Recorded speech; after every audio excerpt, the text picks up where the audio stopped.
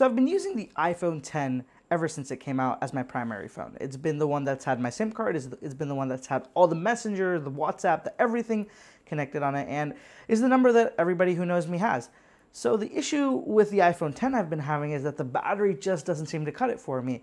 Every 6 hours, every 8 hours, the battery's dead.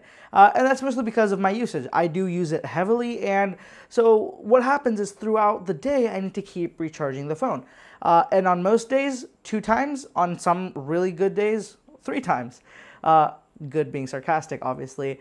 So what I've been, I've been just reminiscing back to the fact that, when I was using the iPhone 8 Plus back in September, it was so good. The battery lasted me all day with the same type of usage and never gave me any trouble.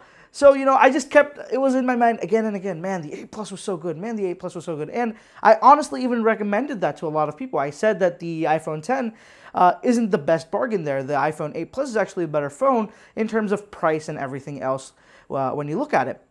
So I thought to myself, I'm giving this advice to people, but I'm using the more expensive, the more, everything that's better iPhone 10. So I decided I need to go back to the iPhone 8 Plus and see what it was like actually in comparison to the 10. Because before, my stance on the iPhone 8 Plus came from me only using the 8 Plus. It was me coming from the 7 Plus, so the 8 Plus felt like a natural progression, and there wasn't a lot of change to it. I felt very comfortable with it, and that kind of might lead me to, have those views of it being a lot better in terms of battery life.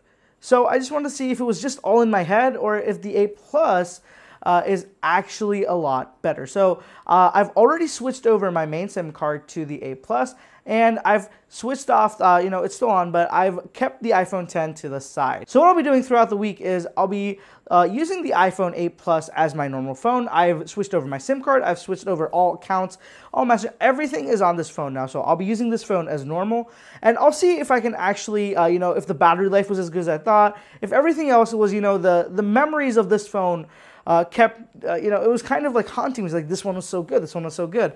The 10 misses out on that, 10 misses out on that. And I just want to see what it's like. So I've already started using this phone, and in the next couple of days, I'll use it. I'll write down my thoughts on it, and if it's actually, how my brain had it be, and not what reality is. And the goal here is that by the end of the next couple of days, I want to come to a formulative conclusion of which one is better, the 8 Plus or the 10, and for once and for all, decide which one I will take. Not what someone else would take, not what I would recommend. If I was in the store and I could only buy the iPhone 10 or the iPhone 8 Plus with my own money, which one would it be is my goal here. So at the end of the next couple of days, I'll make another video. I'll recap all the things that I liked about it, I didn't like, what the issues were, and that would kind of serve as a guide for me in my final decision. So wrapping up the video, guys, that's what I'm going to be doing next couple of days. I'll be using the 8 Plus instead of the 10, and while this is definitely not the world's most unique idea, a lot of people have tried this, I've never done it. My primary phone has always been my primary phone. I don't change that. I only change it yearly once whenever the newest iPhone comes out. My primary phone is always an iPhone. The secondary phone I keep swapping out. If I might just wake up one day and feel like, I'm going to use this phone as my secondary, I'll just pick that up, swap my SIM card, and get going. Because I have the same kind of backup on all of them, so they kind of just work with me interchanging them with no problem.